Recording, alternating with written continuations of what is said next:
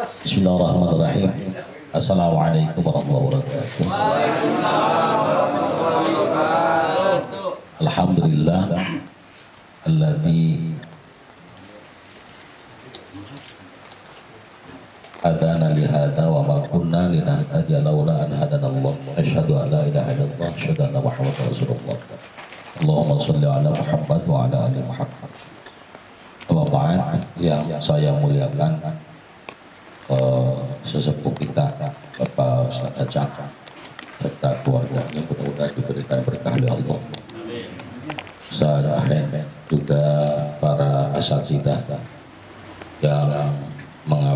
yang mengabdikan diri ilmu waktunya untuk Al-Quran. Mudah-mudahan guru-guru yang buat diberikan sehat badan. Amin. Ngurus BPH, ketua juga ketua yang buat serta seluruh jamaah yang hadir. Mudah-mudahan semuanya diberikan keberkahan oleh Allah Subhanahu wa taala. Sebelum saya sampaikan hal-hal yang berkaitan dengan Al-Quran, ada saran dan kritik. Pertama, sejujurnya ini saya nggak tahu jadwal ini, karena saya cuma ngasih saran waktu itu, dan saya nggak punya jawaban apakah ada acaranya atau tidak, dan saya nggak dikonfirmasi. Tidak apa-apa juga, karena biasa saya begitu. Ya udah saya bilangin sering-sering mudah, tapi nggak masalah, karena bagaimanapun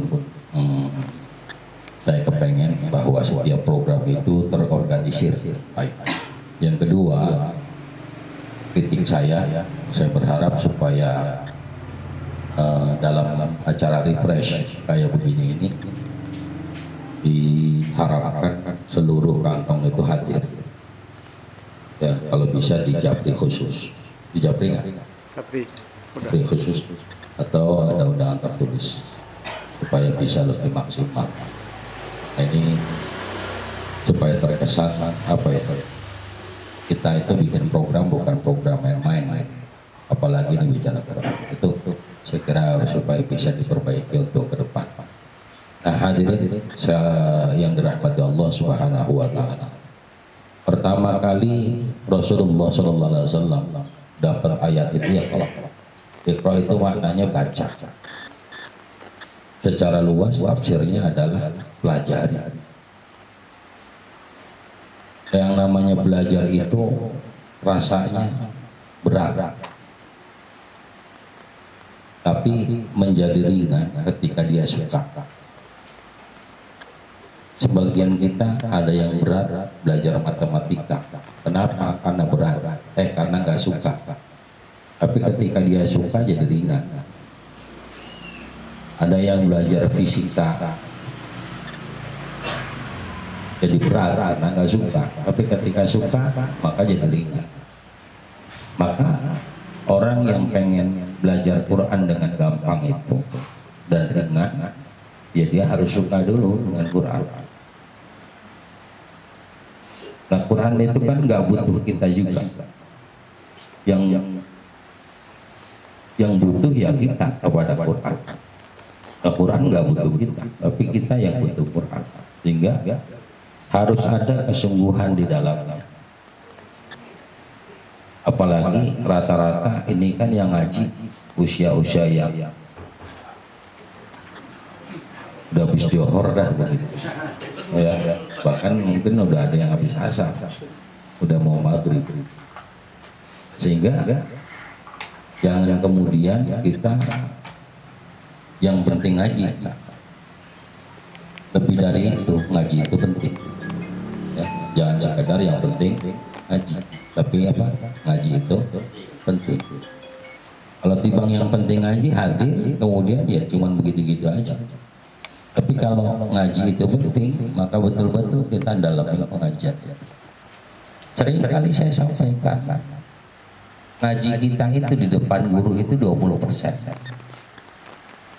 Sisanya 80% ngulang-ngulang di rumah. Ini kan persoalannya kita jarang banget ngulang di rumah. Pas mau berangkat yang buahnya hilang. Ya ini kan berarti ketahuan kalau dia nggak bener-bener, berarti ngajinya nggak penting, yang penting ngaji. Tapi kalau ngajinya itu penting, kelihatan yang buahnya betul dia siapa. Bahkan ketika di depan guru nggak sedikit, lah saya nyampe mana ya ngaji saya, lalu yang ngaji nanya sama gurunya. Karena ini kan berarti. Tapi jamaah ini mah nggak begitu kan. Nah, ini kan jadi persoalan, sehingga tugas guru itu membimbing. Maka diri kita ini kan bukan bocah lagi nih ya, sehingga harusnya satu kali belajar di depan guru, ratusan kali mengulang apa yang sudah kita baca di depan guru. Misal di depan guru kita baca kolak, di depan guru paling baca berapa kali? 3 atau 5 kali, kolak, ada beberapa kali baca yang lain. Nah di rumah itu kolak ulangin ratusan kali, di subuh, zuhur, asar, maghrib, isya. Bahkan yang wajib itu nggak mesti antum baca Quran. Ya, Quran itu, Iqra'ul Quran itu bagian dari Quran, sehingga ya ulangin aja yang pernah dibaca depan guru. Saya yakin nggak nyampe setahun bisa. Boleh tanyakan pada diri kita, ngaji kita udah berapa tahun? Ya, udah sekian tahun kan kita. Yang rokok silakan. Kita ngobrol sama. Ya kita boleh tanyakan pada diri kita, ngaji kita berapa tahun? Kalau ukuran bisa memang agak sulit. Apalagi ngaji kita seminggu 2 kali paling banyak. Bahkan ada yang seminggu sekali ada ya. Rata-rata seminggu sekali apa 2 minggu? Seminggu 2 kali. Sebulan sekali. Ya. Nah ini repot. Ngaji yang seminggu sekali itu jangan sampai total cuma seminggu sekali, sampai mampus nggak bisa. Maka harus ketika ngaji katakanlah malam Sabtu, berarti tiap malam dia ada kewajiban mengulangi ngaji yang malam Sabtu itu. Halaman 2 yang buah 1 misalnya, halaman 2 yang buah 1. Nah ini ulangin terus, nggak usah ke atas, nggak usah. Dulu waktu saya pelatihan ngajar ya, antum tahu Iqra ya? Tahu Iqra ya? Iqra itu ada berapa jilid? 6. Dulu Iqra itu nggak sebuntal, yang buah juga nggak sebuntal. Sebetulnya yang buah yang sebuntal itu buat senior. Yang satu buku itu buat senior. Nah yang buah buat yang bawah itu harusnya yang satuan, yang buah 1, 2, 3, 4. Kenapa demikian? Sebab umumnya manusia itu sifatnya penasaran. Kalau udah sebuntal, dia baru yang buah 1 pasti pengen buka yang buah 2, yang buah 3. Pasti begitu. Dan ngawal dalam arti angan-angannya nih pengennya segera yang buah 2. Kenapa? Karena dia udah lihat yang buah 2 padahal baru yang buah 1. Ketika dia yang buah 2 pengen cepet-cepet yang buah 4. Kenapa? Sebab dia lihat itu ada yang buah sampai 6 atau 5. Iqra itu dulu begitu, Iqra itu satuan, satu. Maka TPA, di TPA itu santri yang pegang Iqra nggak boleh dia pakai yang nggak boleh pakai Iqra 1 buntel. Yang buah tuh nggak boleh pakai 1 buntal, itu harus 1. Apalagi bocah, kalau udah 1 buntal itu mesti fokusnya nggak di 1 titik. Paham ya? Mesti dia pengennya, oh gitu. Pengen buka-buka yang buah yang lain. Pada akhirnya boro-boro dia ngulang-ulang yang buah yang lain, udah putus asa di yang buah yang depan. Padahal dia belum sempat ngaji yang buah 2. Katakan dia yang buah 2, tapi yang buka yang buah 4 itu udah puyeng duluan dia. Susah banget yang buah 4, pantas belum ngaji. Itu. Makanya sebetulnya lebih efektif itu pakai yang buah satuan sebetulnya. Ya, cuman karena ini mah udah tua semua, ya kebetulan gue biarin. Ya, emang udah otak gue udah banyak buntelan. Kusut ya. Jadi hadirin yang dirahmati Allah Subhanahu wa taala. Itu penting. Simple memang, tapi efeknya besar. Apa sih bedanya yang buah? Kan simple sebetulnya persoalan. Yang buah 1 buntel 1/6 sama yang buah satuan kan timbang persoalan itu doang. Padahal itu sangat ngefek. Ini pentingnya kita belajar gitu. Mungkin buat sebagian orang udah biarin aja. Padahal biar lebih enak dia bisa pelajari. Justru orang kalau nggak fokus dengan satu titik, maka fokusnya hancur semua. Fokusnya hancur semua. Maka saya sarankan yang pegang yang buah 1 buntel itu, ketika dia masih yang buah 2, jangan coba-coba buka yang buah 3. Karena akan stres duluan. Kalau udah stres, ya khawatirnya putus asa aljubr. Kalau udah putus asa, udah nggak mau ngaji. Nah, katanya, bagaimana caranya? Kalau memang yang buah 2, maka lebih utama dia baca yang buah 1 dan yang buah 2. Itu aja ulangin terus. Ntar ketika dia masuk yang buah 3, maka yang wajib dia ulangin yang buah 1, 2, dan 3. Ketika dia masuk yang buah 4, wajib ngulangin 1, 2, 3, 4. 5-nya haram. Kenapa dia belum sampai ke situ? Khawatirnya apa? Kalau belum sampai ke situ, pasti cara bacanya udah salah. Itu ya, cara bacanya salah. Nanti ketika ngaji di depan guru, itu kalau dibenerin sama guru kurang terima. Ya, kurang. Banyak orang yang ngerasa ketika ngaji, kok gua nggak pindah-pindah, dia pindah. Guru itu feelingnya lebih kuat. Kita ini an-nadharu bil-zahiri. Kita ngelihat pakai mata zahir, sementara guru itu an-nadharu bil-batin. Mereka melihat dengan batin. Walaupun nggak disadari, kadang-kadang guru itu punya feeling khusus. Guru itu punya feeling tersendiri. Kadang-kadang, padahal sama bacanya. Kata kita udah bener banget tuh, kata kita bacaan kita. Tapi kok nggak pindah-pindah? Dia yang belum bener banget kok udah suruh pindah. Itu kadang-kadang kan kita pindah. Maka penting, awas. Orang ada doa para ulama, salah satu Imam Ghazali. Dia katakan, ya Allah butakan saya dari aib para guru saya. Orang kalau ngelihat aib guru, maka ilmu itu sulit masuk ke diri. Ini enggak kita nyari aib-aib. Itu jangan. Maka diminta supaya, bahkan para ulama minta itu supaya butakan mata saya untuk aib guru-guru saya. Jadi guru kita mau bagaimana, ke lagunya bukan urusan kita. Sebab kalau kita sibuk dengan aibnya, pasti itu ilmu nggak bakal masuk buat kita. Kita minta dibutain aja urusan-urusan aib-aib guru kita. Apa yang dibuka? Supaya dibukakan hal-hal yang baik dari guru kita. Jadi kembali bahwa ketika seseorang itu ngaji di depan guru itu cuma dapat 20%, 80%-nya itu harus belajar sendiri di rumah, ulang. Ini kan sering kali saya sampaikan sebetulnya. Kalau sudah begitu sangat mudah. Quran itu walaqad yasarnal Quran. Quran itu sengaja Allah gampangin. Saya cerita sedikit.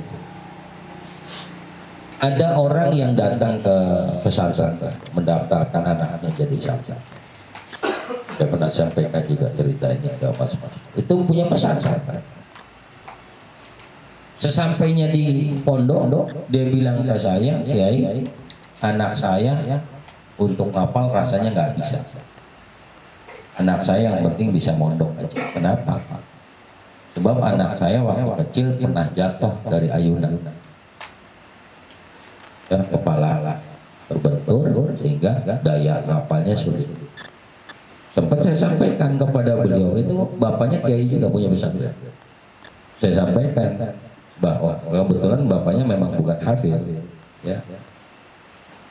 Saya bilang Quran itu hudal linnas, untuk manusia. Selama itu manusia mau blow on, mau cerdas, saat dia mau belajar, itu pasti digampangin. Itu subhanallah, beberapa bulan tiba-tiba orang tuanya tuh peluk saya, Kiai, peluk saya, makasih. Apa ternyata anaknya baru beberapa bulan sudah punya hafalan beberapa juz. Lebih jauh lagi, kita yang alhamdulillah punya penglihatan bagus. Saya sebut nama. Saya punya kawan namanya Ustaz Makhsus. Beliau itu nggak lihat. Apa namanya kalau lihat buta itu apa? Tuna. Bukan ikan tuna lah ya Pak. Tuna netra.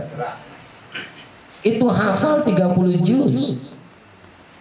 Nggak lihat dari kecil. Kita kan lihat dari kecil. Dia yang nggak lihat dari kecil hafal 30 juz. Ini yang lihat dari kecil, yang buat 3 goblok. Nah ini apa masalahnya? Masalah maaf, yang nggak lihat itu mereka suka dengan Quran dan bersungguh-sungguh untuk menghafalnya. Yang terbentur kepalanya, mereka suka dengan Quran dan sungguh-sungguh mempelajarinya dan menghafalnya. Jadi poinnya sungguh-sungguh dan suka dengan Quran dan sungguh-sungguh, maka pasti itu Allah bisain. Bukan urusan Ustadz Ali yang bikin bisa, bukan Ustadz Rashid yang bikin bisa, bukan Ustadz Joko yang bikin bisa, bukan. Tapi Allah yang bikin bisa. Tapi wasilah untuk bisa itu melalui ustadz-ustadz. Maka jangan rusak wasilahnya. Kita nelpon orang nih, kalau sinyalnya nggak bagus, nyambung nggak bagus, ya suara nggak kedengeran. Kita mau pasang listrik di lampu, mau kita nyalain, tapi sambungannya rusak, nyala nggak? Enggak. Maka itu yang saya maksud tadi, salah satu ilmu bisa didapat, tutup aib dari tutup aib guru-guru kita tuh. Semua guru ini kan nggak ada yang sempurna. Ada yang sempurna? Ya apa ya?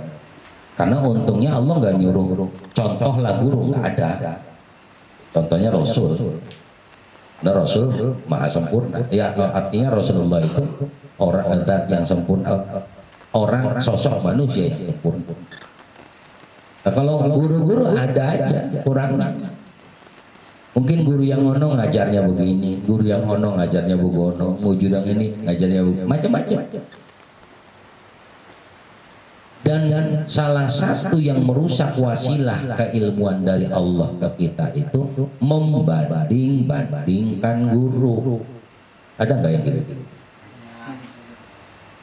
Enak kata mau Ustaz Joko, foto mulu gitu misalnya. Enakan ngaji sama Ustaz Rashid, enakan ngaji sama Ustaz Iboy, enakan ngaji sama Ustaz Rohim. Enggak. Kalau ada kalimat yang terucap di situ, maka ilmu itu sulit juga kita dapat. Itu bagian dari adab. Tapi itu penting. Ya, itu betul. Dan sekali lagi kembali bahwa ketika kita mau ngaji, mau bisa. Maka tadi ngajinya, apalagi maaf ngajinya kita cuman tadi sangat jarang, seminggu sekali, ngulang-ngulangnya sering.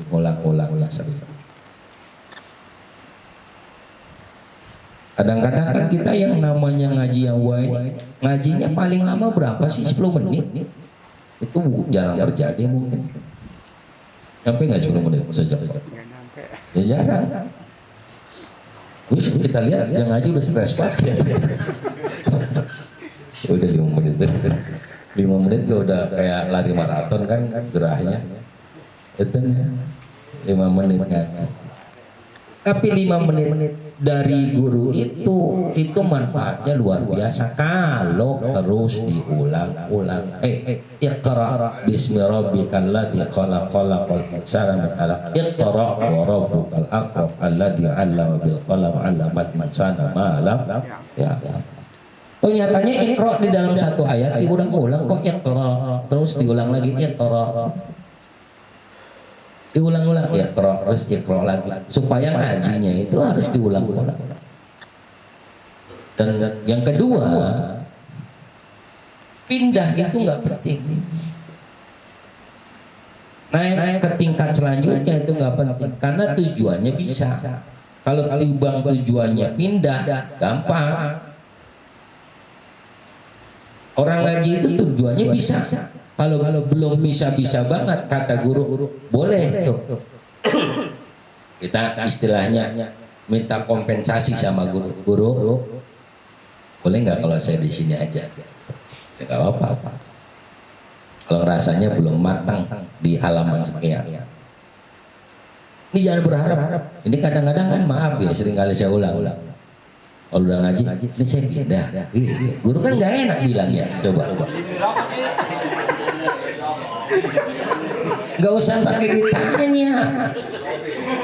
Ini pasti rata-rata. Ini saya pindah. Ya. Kata guru, enggak gue pindahin bagaimana gitu kan. Dipindahin masih tolol.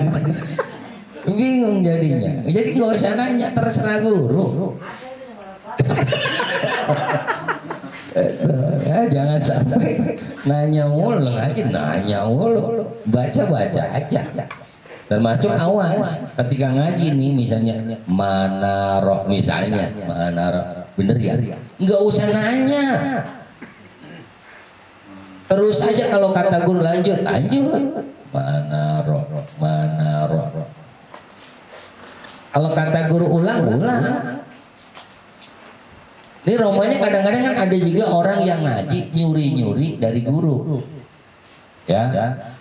Bagaimana celahnya guru nggak denger dia langsung pindah aja, itu kan gitu ada tuh ya. Ada yang gitu. Ada kan. Umum dia nggak denger. Udah dia salah tahu tuh. Ya itu udah pengen lanjut aja. Pantas banyak yang PA ngaji. Ini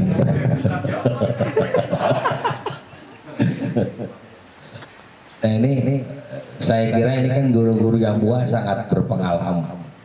Kayak Ustaz Ali, Ustaz Rashid, Ustaz Ipo, Ustaz Rahim, ada Ustaz Rahim? Ada. Jadi kan orang-orang pengalaman puluhan sekian tahun. Kan ada 7 tahun mungkin ngajar yang buah. Ya, sono sini. Subhanallah. Saya salut sama guru yang buah yang bayar kagak. Ya, malah motor bensin udah merah. Dia nggak berangkat gak enak. Dia berangkat kan. Masya Allah. Kayaknya Masya Allah, alhamdulillah. Terus kurewai di ujung Alfa ada jauh kata gue. Dia ngajar dari sana kan jauh juga tuh. Dari mana? Macam kan Bulang Tinggi. Ya, Bulang Tinggi ke Bulang Rendah kan jauh. Masya Allah, iya ke ujung. Dari tinggi ke ujung dia, Masya Allah. Apalagi ke rumah menggoreng masuk ke gang gitu. Takut pulang udah jam sekian, takut begal, takut apa gitu. Apa murid mikirin kagak bisa. Bodoh amat.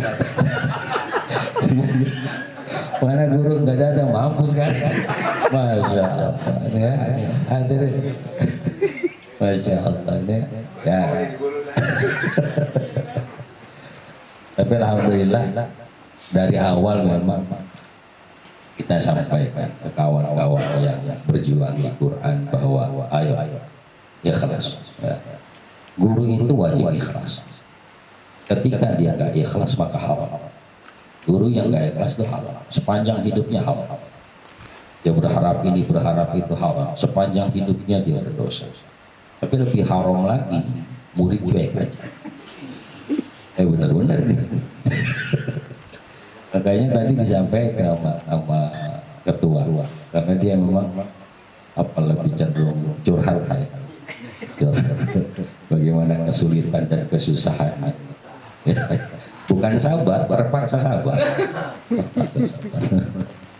Nah, itu supaya besok selanjutnya setiap kantong yang buat itu ada kotak ya. Mas Joko bikin kotak itu silahkan, yang lagi ada rezeki masuk supaya tuan rumah nggak memberatkan ya. Karena beberapa ada beberapa yang buah itu, kenapa yang buah berhenti?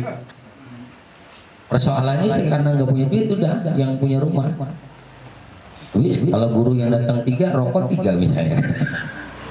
Kalau guru, padahal guru demi Allah, insya Allah guru-guru ini nggak berharap dibeliin rokok. Tapi kalau dibeliin ya nggak nolak. Tapi nggak kalau dia berharap, harap sepanjang hidupnya berdosa. Ini penting. Nah, jadi sekali lagi balik lagi kepada Quran. Jadi jangan sampai ngaji itu ada qasidah itu man ana laulakum, kalau nggak salah gitu. Terus apa? Kaifama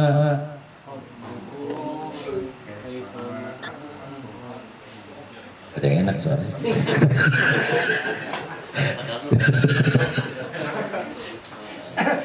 Nih, siapalah saya, itu kan bahasanya begitu.